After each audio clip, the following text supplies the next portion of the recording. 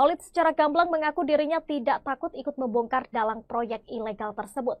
Bukan tanpa sebab, Khalid berani bersikap dan bersuara lantang. Hal ini lantaran ia bersama para nelayan lainnya merasakan kerugian secara langsung akibat adanya pagar laut sepanjang 30,16 km itu. Ia merasa sebagai masyarakat kecil telah diinjak-injak.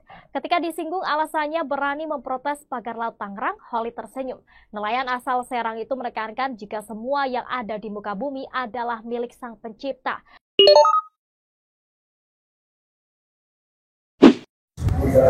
Oke, bismillahirrahmanirrahim. Assalamualaikum warahmatullahi wabarakatuh. Guys, alhamdulillah ini ada kabar gembira karena di samping gue ada seorang nelayan yang sempat viral. Karena selain viral atas keberaniannya sehingga netizen banyak menuai pujian untuk beliau. Beliau ini subhanallah, selain nelayan juga seorang yang punya wawasan luas.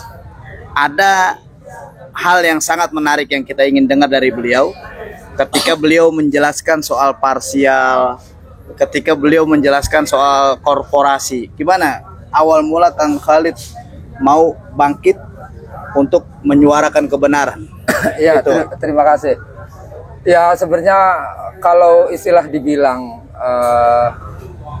apa yang dikatakan netizen itu kan, saudara-saudara kita juga sebenarnya saya pikir saya ini bukan siapa-siapa. Hanya orang biasa, orang nelayan, dan sekolahnya juga enggak tinggi-tinggi amat. Saya cuma lulusan SMP gitu kan.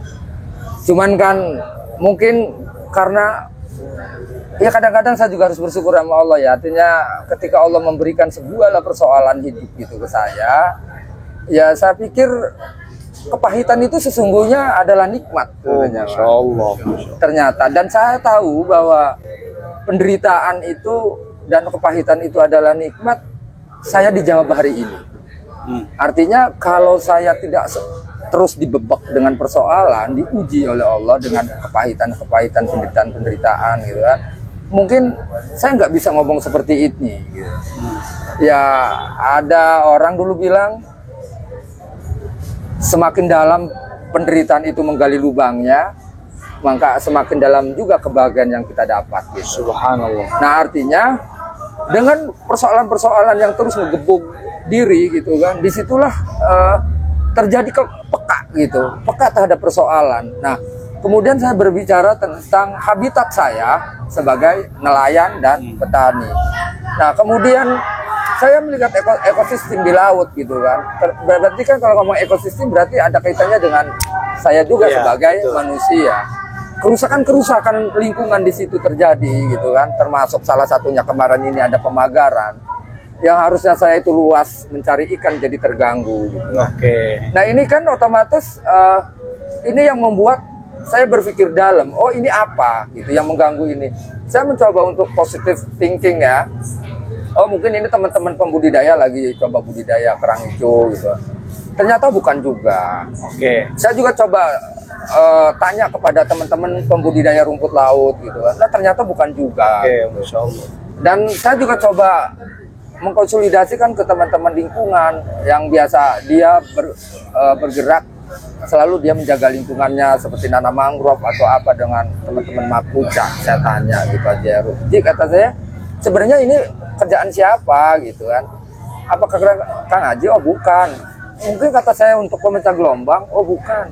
Nah memang saya juga artinya kalau memang dia ngomong untuk pemecah gelombang, saya juga nggak sepakat karena metode pemecah gelombang itu bukan seperti itu. Oh Masya Allah. Bukan Ya.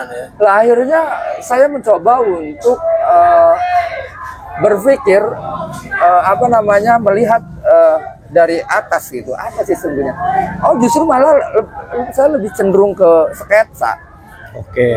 Peta seperti tambak gitu kan. Oke. Wah kata saya ini berarti ada rencana jual beli laut gitu kan. Oke. Dan itu juga saya ceritakan di TV One-nya. siaran TV gitu kan. Dan faktanya ternyata kan benar gitu. Di situ terjadi kelakuan ilegal, kemudian ada jual beli laut gitu kan. Kemudian SHM dan HGU-nya juga HGB udah keluar. Nah ini maksudnya apa gitu kan? Kok laut dijual beli? Nah, sementara laut kan kedaulatan negara. Betul. Nggak boleh itu. Ada orang-orang yang mencoba secara personal menguasai itu. Nah, bukan hanya di laut, tapi juga ketika saya main di teman-teman Munsung, oh ternyata kan ada pengurugan sungai, yang sesungguhnya sungai itu kan alat masuk keluarnya air untuk mengairi tambak. Betul. Sirkulasi, yang namanya tambak itu kan butuh sirkulasi.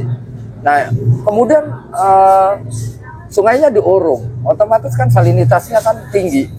Kalau salinitasnya tinggi, air ikan nggak bisa hidup itu, karena terlalu tinggi kadar garamnya. Nah, maksudnya apa ini? Oh, ternyata ada jual beli tanah, penggusuran. Lagi-lagi larinya ke perusahaan, yang saya bilang korporasi atau oligarki itu. Nah, justru dari akibat-akibat yang saya lihat ini, saya cari sebab ini, sebabnya apa? Saya juga mencoba untuk mengkoordinasikan ini dengan kepala desa, dengan camat, dengan dinas terkait, DKP, dengan ombudsman. Ya ternyata kan mereka juga seperti tidak mampu menyelesaikan masalah ini. Oh ternyata saya ini sedang menghadapi persoalan besar. Oh gitu. Persoalan besarnya di mana? Artinya ada sekelompok orang yang saya bilang ini lingkaran kecil sesungguhnya, bukan negara gitu ya, tapi mencoba untuk mencaplok sebuah negara. Dan kami lihat itu, gitu kan. Nah, kalau kejadiannya seperti itu, otomatis saya sebagai rakyat tidak ingin dong dikelola yang bukan haknya untuk mengelola. Betul. Saya sebagai rakyat, gitu kan, tidak ingin dikelola atau diurus, kan, yang bukan negara. Maksudnya itu sebenarnya, Pak. Lingkaran kecil itu ya bukan negara, lingkaran besar itu negara, kedaulatan. Gitu. Ya, harusnya saya diurus oleh negara, makanya saya memohon kepada negara untuk serius mengelola negara ini secara baik, secara benar. Bagaimana mengelola tambang, bagaimana mengelola hutan, bagaimana mengelola laut, bagaimana mengelola persawahan, pertambakan. Ya kan ngomong swasembada pangan, itu kan. Ya tapi kan faktanya nggak begitu gitu. Justru malah sebaliknya, laut dipagar, sawah diuruk, tambak diuruk. Nah, kalau sumber karbohidrat sudah dibunuh dan sumber protein juga dihalangi, ya betul. Kita sebagai rakyat Indonesia ya mau ngapain? Iya. Arahnya Indonesia mau kemana? Betul gitu. Banget itu. Ini luar biasa, keren abis. Apa yang disampaikan sama Kang Khalid ini luar biasa sekali. Terus yang kedua guys, ini gila nih, gue bilang gokil. Buat Kang Khalid ini gokil. Kenapa? Karena kan dengan beliau menyuarakan sebuah kebenaran, pasti akan ada ancaman demi ancaman. Makanya kenapa nih Kang Khalid bisa sampai berani? Makanya banyak yang menduga nih, jangan-jangan ada mainan nih, kan gitu. Ini apalagi kita lagi kumpul sama teman-teman Jawara. Ya. Jangan-jangan Kang Khalid punya mainan juga nih. Apa yang mendasari Kang Khalid sampai berani, dan tentunya kan ada ancaman demi ancaman itu. Lah ya kan udah saya sering bicarakan sama kawan-kawan. Sesungguhnya ada hubungan manusia dengan Allah. Gitu kan. Manusia adalah makhluk dan Allah adalah penciptanya. Khalik ya. Manusia ada, tapi sifatnya mungkin, nggak wajib adanya. Allah wajib adanya, nggak mungkin nggak ada. Artinya manusia itu dari tidak ada menjadi ada. Lah, dari situlah saya menimbang kematian gitu ya. Hidup di dunia kan ujungnya mati. Saya pikir mati itu hanya pindah tempat dari yang sempit ke yang lebih luas, gitu kan. Ya kalau bahasa cintanya gini. Ketika kita sudah melepaskan diri gitu kan dari fisik, maka dia pasti akan bertemu dengan kekasihnya. Lah, maksud kekasihnya itu adalah Allah tadi. Lah artinya kalau kematian saja udah saya timbang, kalau ancaman penjara segala macam, berarti udah jadi layang-layang yang lagi saya ajar gitu kan. Udah jadi permainan layang-layang kan, nimbang segala sesuatu kan harus diukur, ditimbang gitu kan. Nah kematian udah saya timbang, gitu. Lah kalau penjara berarti kan udah jadi layang-layang yang diajar gitu. Akbar. Tauhid, ini tentang tauhid. Sebagaimana di surah Al-Baqarah ayat 28, kaifa takfuruna billahi wa kuntum amwat fa ahyakum tsumma yumitukum tsumma yuhyikum tsumma ilaihi turja'un. Kita dapat pelajaran besar dari Kang Khalid tentang bagaimana tauhid kepada Allah Subhanahu wa taala.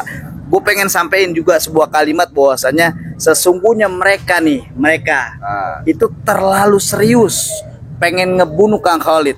Tapi sesungguhnya insya Allah Kang Khalid sedang asik bermain di taman-taman surga. Amin Allahumma amin. Allahu Akbar. Allahu Akbar. Barakallahu fikum. Terima kasih Kang Khalid sudah hadir di channel Salam Dofari. Insya Allah kita berjumpa lagi bersama teman-teman semua. Barakallahu fikum. Wassalamualaikum warahmatullahi wabarakatuh. Waalaikumsalam.